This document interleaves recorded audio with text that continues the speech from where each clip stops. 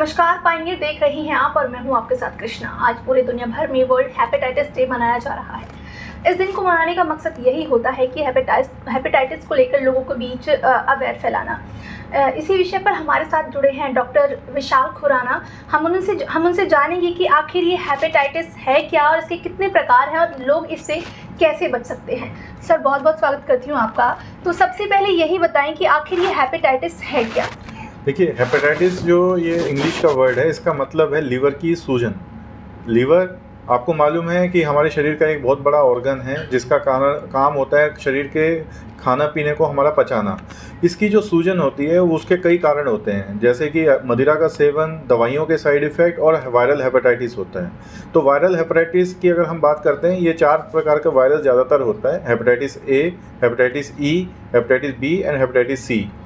Hepatitis A और E जो generally होते हैं, ये 3 से 6 महीने में इन्फेक्शन करके शरीर से परमानेंटली आउट हो जाते हैं। और जो बात करें हेपेटाइटिस बी और सी, ये ज़्यादातर क्रोनिक डिजीज़ करते हैं जो कि हमारे शरीर में धीरे धीरे साइलेंटली पनपते रहते हैं और आगे चल के ये लिवर सिरोसिस या लिवर कैंसर के रूप में प्रकट होकर भी लोगों के आते हैं। इसलिए इसकी जागरूकता ज़रूरी है, क्योंकि भारत में 1 से 3% लोग, जो जनरल पॉपुलेशन है उसमें वो 1 से 3% लोग हेपेटाइटिस बी और सी में से संक्रमित है, जिनको पता भी नहीं है कि वो संक्रमित हैं। क्योंकि ज़्यादातर जो बीमारियां हैं, हेपेटाइटिस बी और सी के जो संक्रमित लोग हैं उनको कोई सिम्टम नहीं होते, इसलिए इसको साइलेंट किलर भी कहा जाता है। इसलिए जागरूकता ज़रूरी है, क्योंकि इसके कोई सिम्टम नहीं होते जनरली। एडवांस डिजीज़ होने पे या एक्यूट डिजीज़ होने पे ये पीलिया, जी कच्चा होना, पेट में दर्द, लूज मोशन या मुंह के रास्ते खून आना या लैट्रिन के रास्ते खून आना या पेट के अंदर पानी भर जाना या जॉन्डिस के रूप में, जब ये एडवांस डिजीज होती है तब ये प्रकट होके आते हैं। तो इनमें से जैसे अभी आपने टाइप बताया कि इतने टाइप का है, तो सबसे डेंजरस कौन सा टाइप होता है इसका, ऐसा कुछ कहा जा सकता है क्या? देखिए, हेपेटाइटिस ए और ई जनरली सेल्फ लिमिटिंग डिजीज़ है, जिसके लिए कोई स्पेसिफिक ट्रीटमेंट नहीं है, सिम्टम बेस्ड ट्रीटमेंट दी जाती है। अगर इसका 1% लोग जो होते हैं वो फल्मिनेंट हिपैटिक फेलियर में जा सकते हैं, जो कि लाइफ थ्रेटनिंग होता है। बाकी ज़्यादातर लोग धीरे धीरे रिकवर हो जाते हैं। हेपेटाइटिस बी और सी की अगर हम बात करें, ये क्रोनिक डिजीज़ करता है। ये लंबे समय तक अगर शरीर के अंदर पनपता रहे तो हल्की हल्की इन्फ्लामेशन से ये सिरोसिस में कन्वर्ट होता है, जो कि लेटर ऑन लिवर कैंसर में भी कन्वर्ट हो सकता है, जो कि लाइफ थ्रेटनिंग हो सकता है। जी, तो जैसा कि आपने बताया कि इसके सिम्टम्स नहीं होते हैं, लेकिन फिर भी किस तरीके से इसकी पहचान की जा सकती है अगर शुरुआती दौर में अगर बात की जाए? देखिए, अगर हल्की या तो क्रोनिक वाले जो पेशेंट होते हैं, या तो उनको कोई सिम्टम नहीं होंगे या बहुत ही हल्के से सिम्टम होंगे, जैसे कि भूख ना लगना, वजन हल्का सा घट रहा है, पेट में हल्का हल्का कभी कभी दर्द होता है। तो जनरली जब भी ऐसी कोई तकलीफ होती है तो लोग अल्ट्रासाउंड कराते हैं या कोई ब्लड टेस्ट कराते हैं। तो अल्ट्रासाउंड में अगर लीवर के अंदर सूजन आ रही है या लिवर फंक्शन टेस्ट LFT में कोई गड़बड़ी आती है, तो अगला स्टेप होता है हेपेटाइटिस बी और सी की जांच कराना, जो जनरली लोग कराना छोड़ देते हैं। तो वही मैं समझाना चाह रहा हूँ कि अगर आपको कोई तकलीफ है, नहीं भी है, तो भी आपको टेस्ट कराना चाहिए। अगर पेट की कोई तकलीफ है जिसमें लिवर की रिपोर्ट गड़बड़ है, आपको ज़रूर हेपेटाइटिस बी और सी का टेस्ट कराना चाहिए। अगर आप हेपेटाइटिस बी से वैक्सीनेटेड नहीं है तो आपको वैक्सीन लगवानी चाहिए। तो अगर मैं बात करूं कि अभी हेपेटाइटिस की मैं बात करूं, तो कितने केसेस अगर देखने को मिलते हैं, या फिर ये कोई कॉमन डिजीज़ है, या फिर कोई कभी एक खतरनाक रूप ले सकती है, ऐसा कुछ है इसके बारे में? जैसे कि इसके बारे में थोड़ा सा बताएं।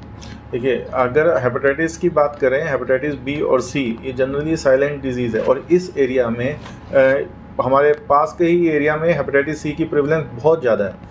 और हेपेटाइटिस बी, क्योंकि सच कोई जनरल पॉपुलेशन डाटा नहीं है, कुछ जो स्टडीज़ हैं वो ज़्यादातर इसी हरियाणा पंजाब से ही हैं, जिसमें 44 पर 1 लाख पॉपुलेशन में भी हेपेटाइटिस बी और सी के संक्रमण मिले थे। तो इस एरिया से ही ज़्यादातर स्टडीज़ हैं और ज़्यादातर पाया जाता है। और ये किस ग्रुप में पाया जाता है वो भी जानना ज़रूरी है। जैसे हेपेटाइटिस ए और ई इंडिया में अगर हम बात करें या डेवलपिंग कंट्री में, जनरली छोटी उम्र में ही इन्फेक्शन हो चुका होता है, जैसे कि जिसको नॉर्मली पीलिया बोला जाता है, तो वो हेपेटाइटिस ए और ई होता है, जो कि अपने आप ही 2 से 3 हफ्ते में अपने आप शरीर से ख़त्म हो जाता है पीलिया। और हेपेटाइटिस बी और सी जनरली ये अनप्रोटेक्टेड सेक्स या कॉन्टामिनेटेड ब्लड या इन्फेक्टेड पर्सन से उसके शरीर के किसी पदार्थ के द्वारा दूसरे शरीर के अंदर जा सकता है। तो ये एक कॉमन रिस्क फैक्टर्स हैं जिसकी वजह से आपको हेपेटाइटिस बी और सी के रिस्क ज़्यादा रह सकते हैं। जैसा कि आपने बताया कि अगर इसका समय रहते इलाज नहीं लिया जाता है तो कहीं न कहीं लीवर कैंसर का कारण बन सकता है। तो ये कितने वक़्त तक कितने पीरियड के अंदर ये ठीक हो सकता है? कितना समय? देखिए, हेपेटाइटिस सी पहले उसका इलाज थोड़ा-सा जटिल था। आज की डेट में हेपेटाइटिस सी की ट्रीटमेंट जनरली 12 हफ्ते की टैबलेट्स हैं, एक बार खाने की दवाई है और ये 95 टू 98% हेपेटाइटिस सी को क्योर कर देता है। क्योर मतलब ख़त्म कर देता है। हेपेटाइटिस ए और ई जनरली खुद ही ख़त्म हो जाता है। बहुत ही रेयर केस होते हैं जिसमें ये 1% पॉपुलेशन ही होती है जिसमें ये लाइफ थ्रेटनिंग होता है। और रही बात हेपेटाइटिस बी की, हेपेटाइटिस बी अगर इसको हम टाइम रहते नहीं पकड़ते हैं तो ये धीरे धीरे आपके लीवर को थोड़ा करते करते इसको ख़राब करता रहता है। और हेपेटाइटिस बी की जनरली जो दवाइयाँ हैं ये काफ़ी लंबे कई सालों तक चलती है, इसलिए टाइम रहते इसको पकड़ना ज़्यादा ज़रूरी है। तो अगर लीवर की यहाँ पे बात हो रही है तो खाने पीने का किस तरीके से इस पर इफेक्ट पड़ता है? क्या क्या चीज़ें लेनी चाहिए, क्या क्या चीज़ें नहीं लेनी चाहिए, ज़रा उसके बारे में भी बताएं। देखिए, अगर आप क्रोनिक हेपेटाइटिस बी से संक्रमित हैं तो जनरली आपको सलाह दी जाती है आप रिफाइंड शुगर या ट्रांस फैट कम से कम लें, डेली ब्रिस्क वॉक करें हाफ एन आवर के लिए और अल्कोहल का सेवन कम से कम या टोटल बंद होना चाहिए। अगर आपको हेपेटाइटिस है, एक्यूट हेपेटाइटिस है, तो आप जब तक आपको जी मिचलाना या उल्टी है तब तक के लिए आपको खाने के अंदर ऑयल की मात्रा कम रखनी होती है। जहां आपकी उल्टी और मिचली ख़त्म होगी तब आप नॉर्मल डाइट ले सकते हैं। और खाना भरपूर खाना है क्योंकि रिकवरी के लिए आपको रॉ मटेरियल देना चाहिए, एनर्जी का सोर्स देना है। अगर आप कम खाएंगे, जो जनरली लोग क्या करते हैं कि कम खाते हैं कि मैं कम खाऊंगा, ब्लैंड डाइट खाऊंगा तो मेरे लीवर को आराम मिलेगा। आपको एनर्जी देनी है ताकि लीवर रिकवर कर सके। जो जनरली लोग अच्छा खाना खाते हैं वो जल्दी रिकवर करते हैं। तो आपने हेल्दी डाइट लेनी है, साफ़ सुथरा खाना लेना है। ड्रिंकिंग वाटर भी आपका क्लीन हो या बॉइल्ड हो या मिनरल वाटर या पैक जो ड्रिंक्स वाटर बॉटल आती है वो लें। बाहर का खुला हुआ कोई खाना ना खाएं और बाहर का पानी ना पिएं अनलेस एंड अनटिल आप श्योर ना हो कि ये एकदम साफ़ सुथरा है। एक कॉमन इंसान इस चीज़ को लेकर, हेपेटाइटिस अगर उसे है भी नहीं तो कब उसे डॉक्टर के पास जाके कंसल्ट करना चाहिए कि कहीं ये उसको ये बीमारी तो नहीं है? कुछ ऐसा टाइम पीरियड होता है? इसमें तो अगर हम बात करें, हेपेटाइटिस ए और बी की वैक्सीनेशन इजीली अवेलेबल है।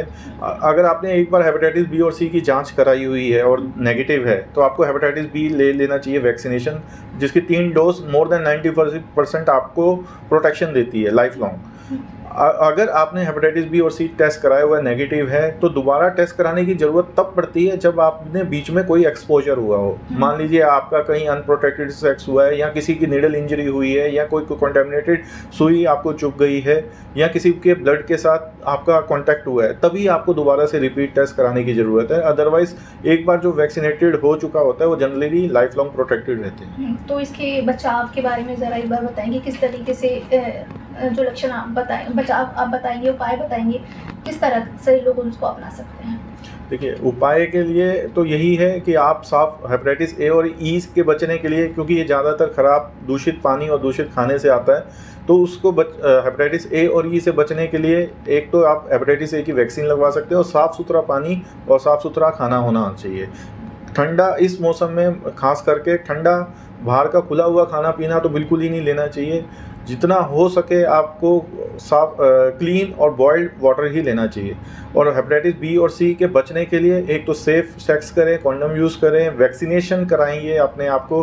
और कभी भी आपका एक्सपोजर होता है किसी भी ब्लड से या नीडल स्टिक इंजरी हो जाती है, आप कांटेक्ट करें इमीडिएटली डॉक्टर को, क्योंकि इमीडिएटली ट्रीटमेंट देने से आप इन्फेक्शन को शरीर में घुसने से रोक सकते हैं। जी, एक क्वेश्चन और पूछना चाहूँगी कि हाल ही में कोई ऐसे कुछ केस मिले हैं आपको इस चीज़ को देखने के, इस बीमारी से कितने केस मिले हैं अगर मैं अभी रिसेंटली अगर बात करूँ? देखिए, हम जैसे मैं हॉस्पिटल सेटिंग की बात करें, हॉस्पिटल में जनरली पेशेंट ज़्यादा आते हैं। अदरवाइज कम्युनिटीज़ में हेपेटाइटिस बी और सी की जो प्रिवलेंस है रफली 1 to 3% के आसपास है।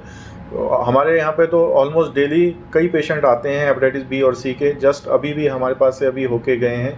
और ज़्यादातर ये भी देखा गया है, हेपेटाइटिस सी की तो ट्रीटमेंट आपको देनी है अगर आपके अंदर है। हेपेटाइटिस बी के साथ ऐसा है कि आपके प्रॉपर टेस्टिंग होने के बाद ही दवाई लेनी चाहिए, क्योंकि ज़्यादातर मरीजों को दवाई की ज़रूरत भी नहीं पड़ती अगर आपकी बॉडी अच्छी इम्यूनिटी में है। Okay, thank you. तो आप सुन रहे थे डॉक्टर विशाल खुराना जी को, जिन्होंने बताया कि हेपेटाइटिस है क्या और किस तरीके से इससे बचा जा सकता है। आज के लिए इतना ही। ऐसे और भी विषय पर हम आपको ऐसे ही डॉक्टर से रूबरू कराते रहेंगे। जुड़े रहिए पाएंगे हरियाणा के साथ।